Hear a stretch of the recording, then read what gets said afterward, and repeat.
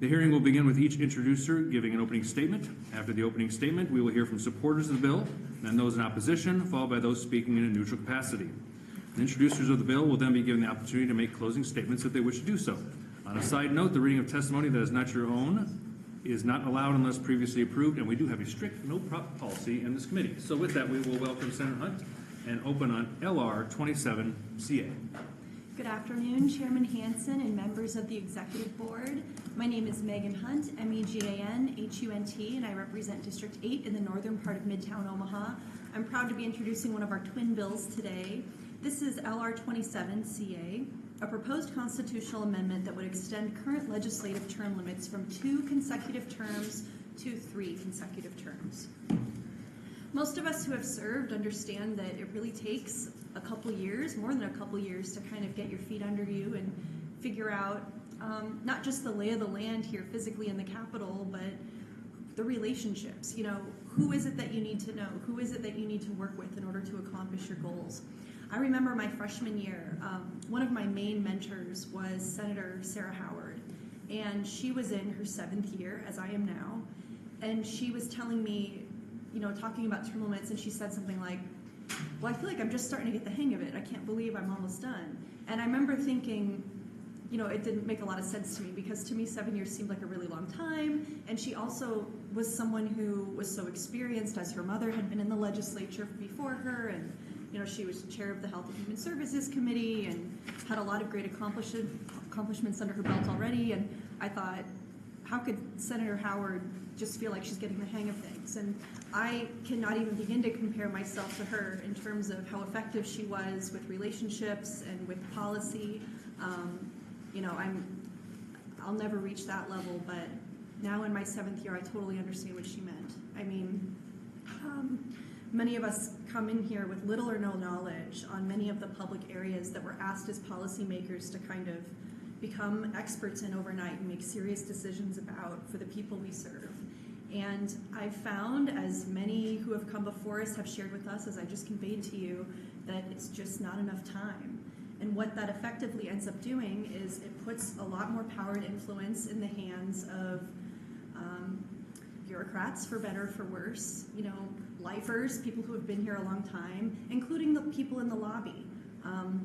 You know, there's people in the lobby who've been here for 40 years, and they end up being the people that we turn to for institutional knowledge and wisdom, which may not be ideal for the people that we serve. And you know, every 4 to 8 years, the process starts all over again, freshmen learning the ropes, and I don't know if we're able to really dive deep into the issues that our constituents are sending us here to work on when the turnover is so high all the time. I think that 12 years, I'm frankly against term limits, but I think that 12 years is good.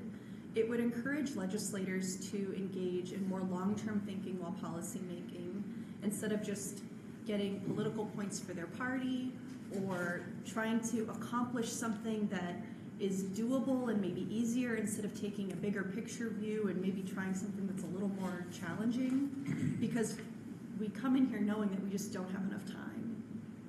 When we think about, you know, some of the major accomplishments that we've had in Nebraska, the Imagine Act, the Advantage Act, TIOSA, just different initiatives that we've had over the decades in Nebraska, a lot of these did not happen in a 4-year cycle or even an 8-year cycle.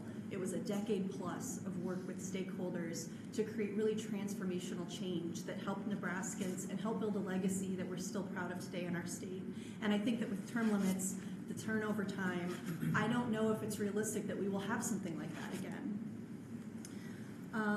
Another point I would make is this is about expanding choice for voters. Either way, voters have the power at the ballot box to replace a legislator that they don't like for their district. But under the current Constitution, they don't get the choice to re-elect a person if they're doing well. The political interests that pushed to get this passed in the first place removed that choice for voters. The reason I don't support term limits is because I think it takes a choice away from voters. And what I think this LR does is it strikes a balance between preventing career politicians, quote unquote, but still allowing effective leaders to serve their communities. Another point I would make is that No other state that has term limits has a unicameral. In many, many other states, we probably have colleagues around the country that we can all think of where maybe they do, 6 years in the House, and then they go do 8 years in the Senate, and they go back and do 6 years in the House, and they can go back and forth between the two chambers that they have in their legislature.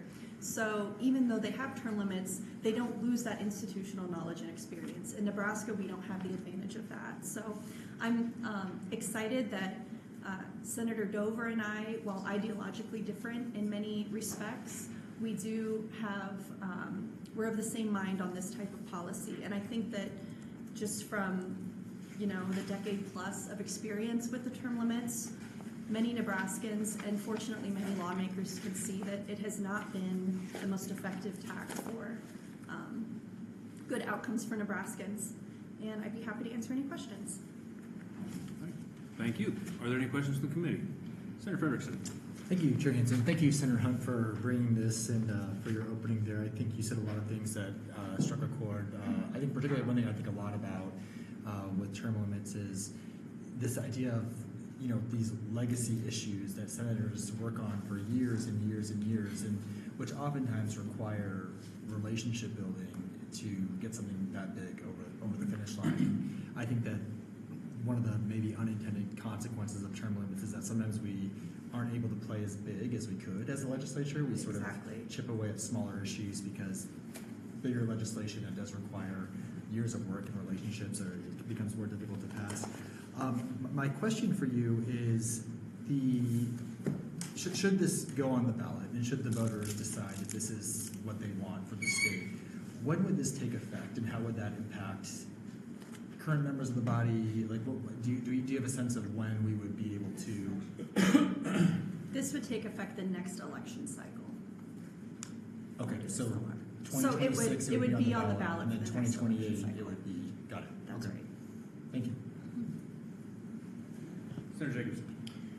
I guess I just have a couple of issues. I know when these bills were first being discussed, I fully support giving the voters the opportunity to decide if they want lawmakers to spend 3 consecutive 4-year terms.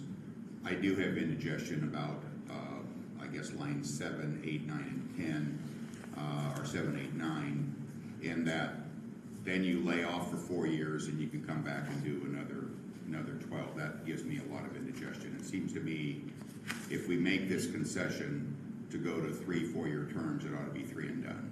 Or better yet, if you don't get reelected, you're done and you don't come back. So if I were to make a change, that's what it would be. I think that's what voters are looking for. I wholeheartedly agree with your comments about there are a lot of senators. I think about it. When I first was appointed and got here, I got the end of that senior class, saw the institutional knowledge and the people that were here then, and I thought, boy, it would probably be nice if they could spend 4 more years here.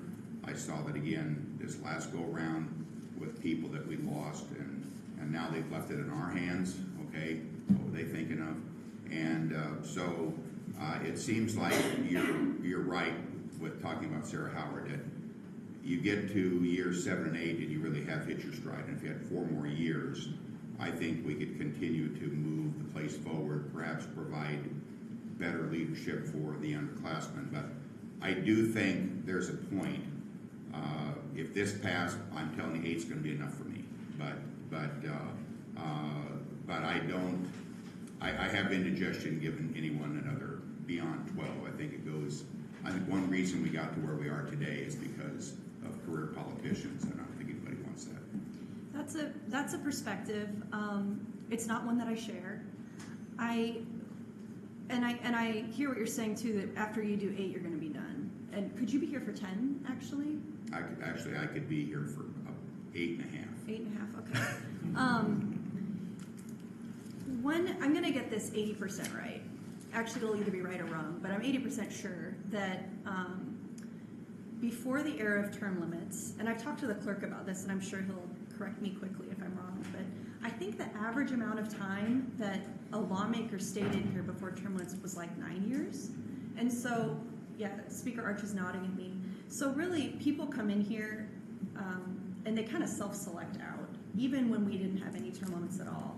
people weren't staying in here for 30 years, doing 2 12-year stints or whatever. Like, some people were, and they were legendary lawmakers. And I still appreciate hearing the lore about those people that came before us here. But most people would select out before that 12 years. And that's why I support the way we have it drafted. Senator Dolan. Yeah, thank you, Senator Hanson. Thank you for bringing this bill. On your line 10, it says servers prior to January 1st of 2001 will not be counted or whatever. Is that when term limits came into effect? That's right. That's right. Okay, thank you. Any other questions? Is that right? Maybe that's not right. It was passed in 2001. It was passed in 2001? Yeah. Okay, thank you. All right, seeing no other questions. You here for close, right? Yes, thank you. We will welcome Senator Hunt back up here to close on LR27CA. And for the record, I did have right here.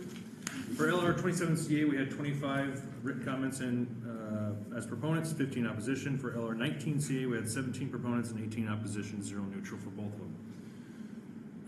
Welcome back. Thank you, everyone. Kumbaya. I wish that I had asked former Clerk Patrick O'Donnell to come testify on this bill. Listening to some of the proponent testimony, it reminded me of a lot of conversations that I had with him over the years.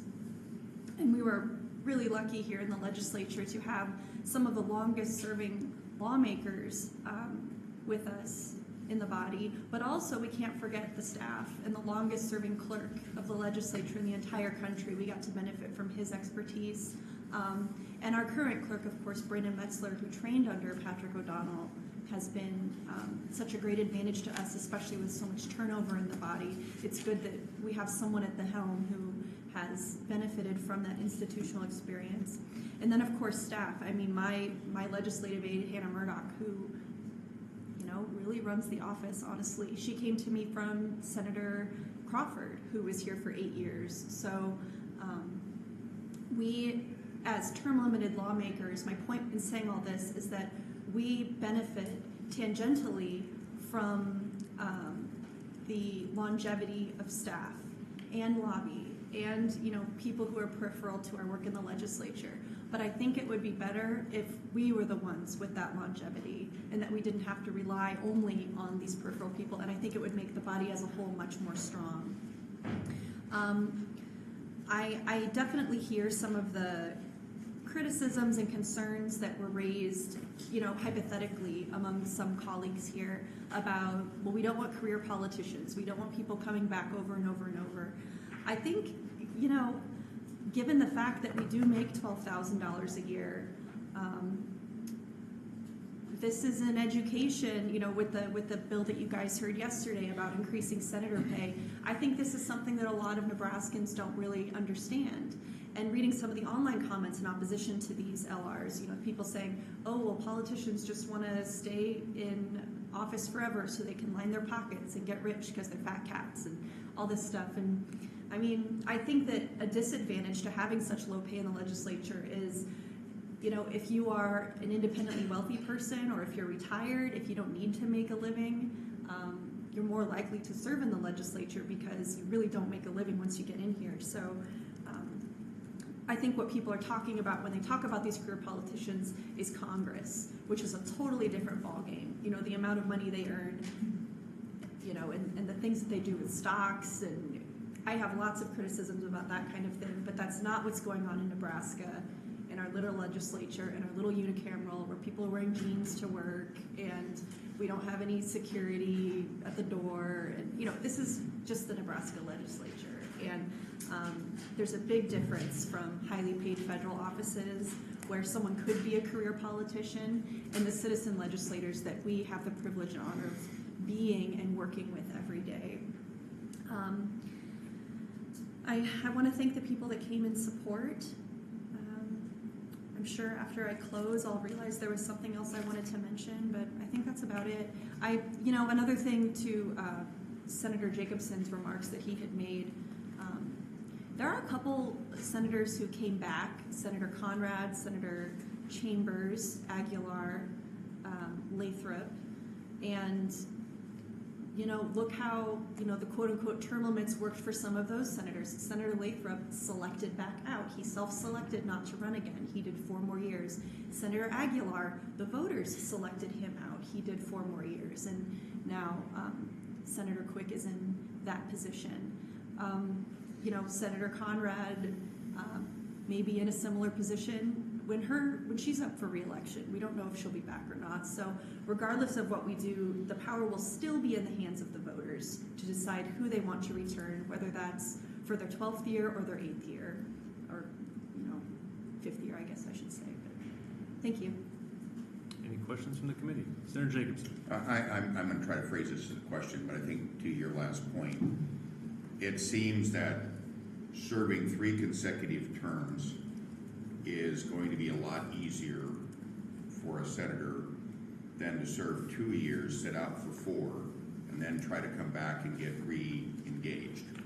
Would you agree Do you with mean that? 2 terms? And Yeah, then- excuse me, yeah. 2 terms, sit out for a term, then come back.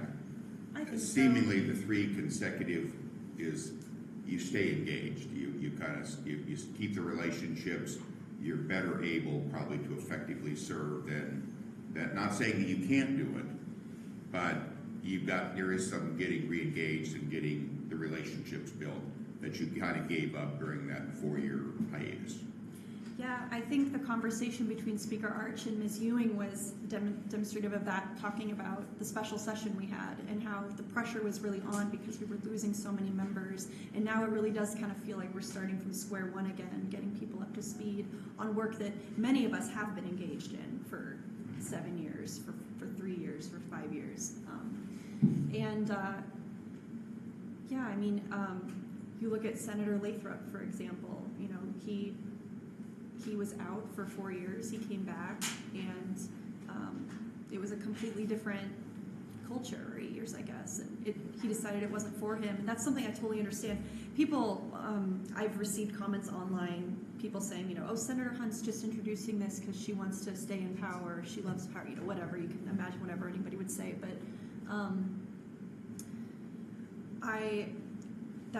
that's not it, and B, I do think about if I sat out for 4 years and ran again. I'm term limited in 2026. What if I sat out and then ran again in 2030? Well, I don't really want to do that either because I want the person that comes after me to represent District 8 to get their shot. I want them to have the full 8 years, which is the maximum possible right now, to tackle those issues like property tax relief, to tackle the things like school funding, and whatever other passion issue that they will come in with, just as I had the opportunity from Senator Haar, who came before me. I don't think it's doing a favor to Nebraskans either when we have a revolving door every 4 years. If I sit out for 8 years and come back, I'm going to be a completely different person. I can't imagine a world where I would want to come back. So, but I do think if a former senator wanted to, I think that's a good thing for Nebraska. And you see that from before we had the era of term limits, the majority of senators did not want to stay here indefinitely, and I would count myself in that group. It sounds like you would too. Yeah, I agree. Yeah. I specifically asked Senator Lathrop that his last year here after he decided not to run again. I said, was it different this last 4 years compared to when you were before? He talked about it all the time. All he said was how it was different. Without using expletives, he said, no, it's not the same at all as it was when I was here before. And so it does change, I think, a lot, taking that 4 years off. Any other questions from the committee? Seeing none, thank you very much. Thanks, everyone. Senator Dover also